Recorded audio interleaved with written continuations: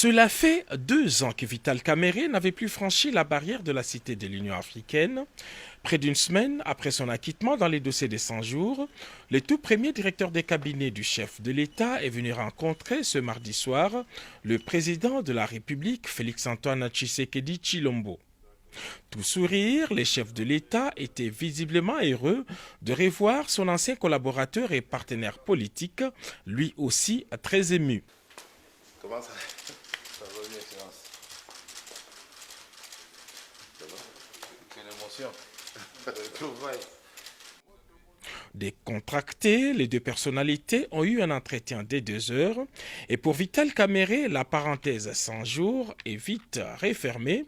Il est temps de renforcer les partenariats politiques et se mettre au service du peuple. L'émotion des retrouvailles, et puis je dis que Dieu est grand.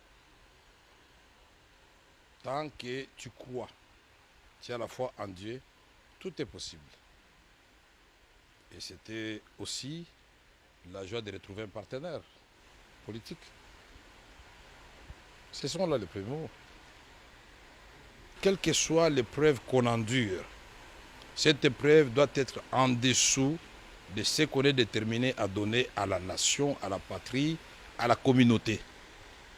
C'est en cela que nous allons gagner. Si chacun de nous, et il y a rares qui n'ont pas connu d'épreuves dans leur vie, ils doivent minimiser ces épreuves-là et dire ce que j'ai à donner à la patrie est bien au-dessus des preuves endurées. Pour moi, j'ai appris beaucoup de choses en prison.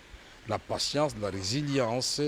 J'ai appris comment renforcer la foi en Dieu. Les Congolais veulent entendre Vital Kamerhe s'exprimer sur ce qui se passe à l'Est, votre fief naturel. Donc, ce qui se passe à l'Est, nous laisse tous sans voix.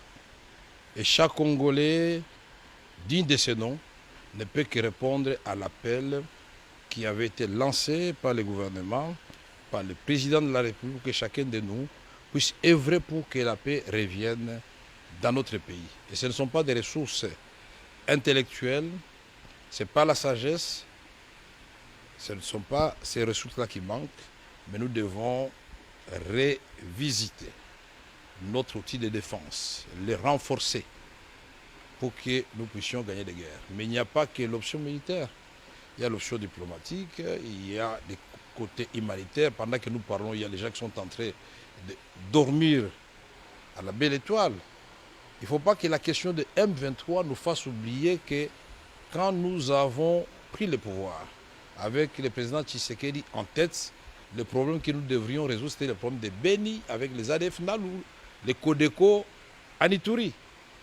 Est-ce que le M23 n'est pas une diversion pour nous faire perdre ces challenges que nous avions déjà presque gagnés?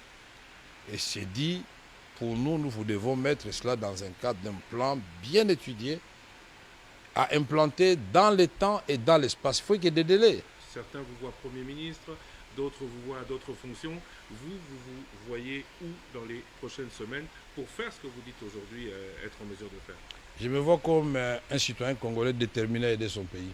Cette sortie médiatique marque la rentrée politique du patron de l'UNC. Dans les prochains jours, VK se lance déjà dans la bataille pour la conservation et la consolidation du pouvoir sous la bannière de l'Union sacrée de la nation.